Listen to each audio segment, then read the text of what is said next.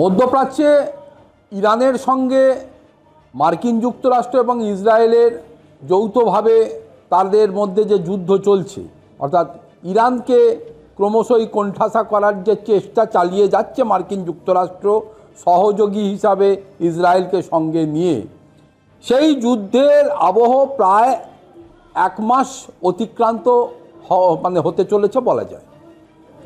কিন্তু এই যুদ্ধে যখন সরাসরি মার্কিন যুক্তরাষ্ট্র জড়িয়ে পড়েছে, ঠিক সেই সময় সুযোগের সদ্ব্যবহার করতে কোমর বাঁধতে শুরু করেছে এইবার চীন।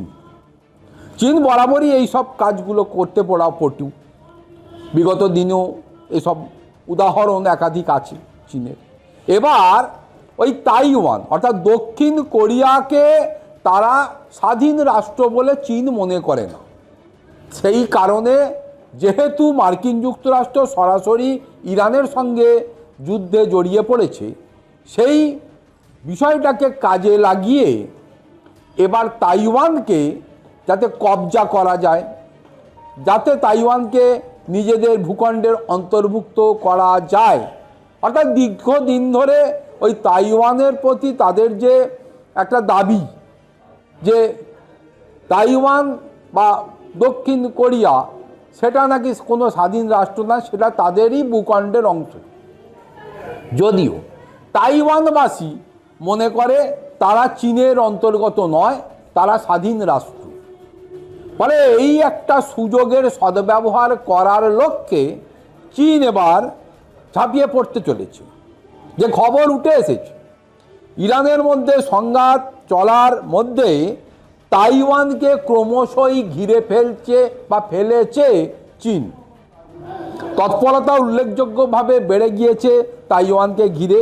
তাইওয়ানের প্রতিরক্ষা মন্ত্রকের তথ্য অনুযায়ী রবিবার সকাল পর্যন্ত 19টি চীনা সামরিক বিমান, 9টি নৌবাহিনীর জাহাজ এবং 2টি সরকারি জাহাজ তাইওয়ানের আশপাশে অতি সক্রিয় হয়ে উঠেছিল এবং তারা যে ক্রমশই তাদের স্ট্র্যাটেজি নিয়ে একটা রণকৌশলগতভাবে তারা অবস্থানে চলে যাচ্ছে বা তারা সাজাচ্ছে রণতরী, সেটা কিন্তু স্পষ্ট। এর মধ্যে 13টি যুদ্ধবিমান তাইওয়ান প্রণালীর মধ্যরেখা অতিক্রম করে তাদের আকাশ প্রতিরক্ষা শনাক্তকরণ অঞ্চলে প্রবেশ করে। বলা যেতে পারে তাইওয়ানের যে আকাশসীমা, সেই আকাশসীমার মধ্যে তারা ঢুকে পড়ে।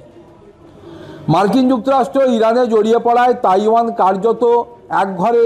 এই পরিস্থিতির সুযোগ নিয়ে তাইওয়ানকে চারদিক থেকে চাপে রাখতে শুরু করেছে চীন এবং এই 19টি যুদ্ধবিমান ও 9টি নৌযান মোতায়েন করে সামরিক উপস্থিতি বাড়িয়েছে বেজিং, যা নিয়ে নতুন করে উদ্বেগ তৈরি হয়েছে শুধুমাত্র তাইওয়ান বা দক্ষিণ কোরিয়া নয়, সারা পৃথিবীতে।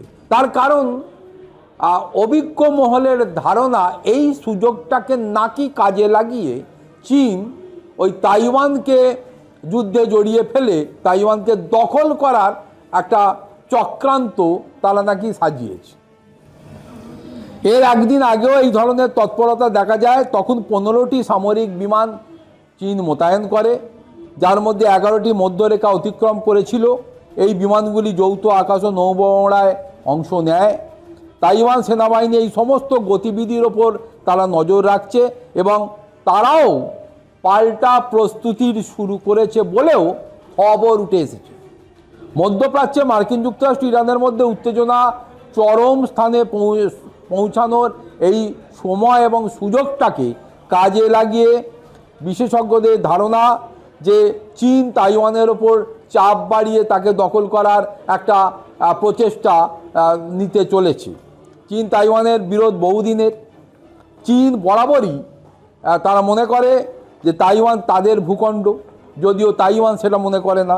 এই দ্বন্দ্ব দুপক্ষের মধ্যে সংঘাতের আকার একবার নয় একাধিকবার বিগত দিনে নিয়েছে এবং সেই সময়কালে দেখা গেছে বারে বারে মার্কিন যুক্তরাষ্ট্র ওই তাইওয়ানের পাশে এসে দাঁড়িয়েছে, তাদেরকে সাপোর্ট দিয়েছে।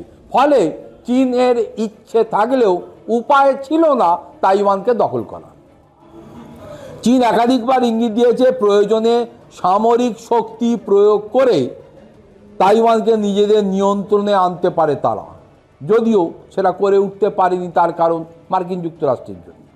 এদিকে ইরানের সঙ্গে চীনের সম্পর্ক যথেষ্ট ঘনিষ্ঠ হলেও মার্কিন হামলার পরও চীন সরাসরি এই যুদ্ধে নিজেদেরকে জড়ায়নি এবং ইরানের পাশে সর্বশক্তি নিয়ে, আর্মস অ্যামুনেশন নিয়ে দাঁড়ায়নি। এটা কিন্তু স্পষ্ট। শুধু বক্তব্যের মধ্যেই বেজিং নিজেকে সীমাবদ্ধ রেখে দিয়েছে এখনো পর্যন্ত। বিশ্লেষকদের মতে ধারণা যে এর পেছনে বড় কারণ হচ্ছে তাইওয়ান ইস্যু। কারণ চীনের ওই ইরানের সঙ্গে মার্কিন যুক্তরাষ্ট্র বা ইসরায়েলের কি যুদ্ধ হচ্ছে তাদের কোনো মাথা ব্যথা নেই। ওই সুযোগটাকে কাজে লাগিয়ে চীনের দরকার তাইওয়ানকে, এবং সরাসরি সংঘাতে তাই না গিয়ে চাপ তৈরির কৌশলের মাধ্যমে ধারাবাহিক সামরিক তৎপরতা বাড়ানোর মাধ্যমে তাইওয়ান ও তার মিত্রদের ওপর চাপ বাড়াচ্ছে চীন। কিন্তু সরাসরি যুদ্ধে না গেলেও চীনের যে ইন্টেনশন খুব মহৎ নয়, সেটা কিন্তু ঠারে ঠরে হলেও বুঝতে পারছে ওয়াকিবহাল মহল। ফলে এই ইরানের সঙ্গে মার্কিন যুক্তরাষ্ট্রের এই যুদ্ধের আবহ আর কতদিন কন্টিনিউ করে বা এগিয়ে চলে, তার ওপর অনেকটাই যে নির্ভর করছে তাইওয়ানের ভবিষ্যৎ। বিশেষ করে চীনের আগ্রাসনের সামনে তারা কিভাবে একা নিজেরা লড়াই করবে বা যুদ্ধে জড়িয়ে যদি পড়ে কমব্যাট করবে, এই পুরো বিষয়টা আগামী দিনে কোন দিকে মোড় নেয় সেদিকেই চেয়ে রয়েছে বিশ্বের মানুষ।